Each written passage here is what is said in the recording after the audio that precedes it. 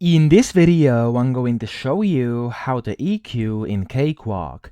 Now, if you want to equalize or use the equalizer inside Cakewalk, you first must enable it or find it. So there's actually two ways to do this. The first one's going to be when you're inside a track, you want to go to the top left here and you want to click on this button to show or hide Pro channel.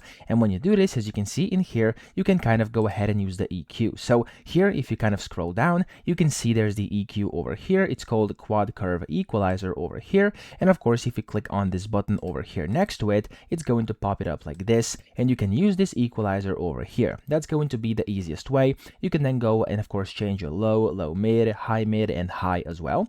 And of course, all the gains, frequencies, and stuff like that. You could also go and visually edit this on this kind of graph over here. And of course, that way you can use the equalizer. That's the first way to do it. And make sure it's actually turned on with this button, because if it's not, the equalizer is not going to work, okay? Down here, you also have some other settings which you can change if you want to. Now, that's the first way. But then the second way is going to be to actually use effects or plugins. So go to the right here, click on this button to browse for plugins.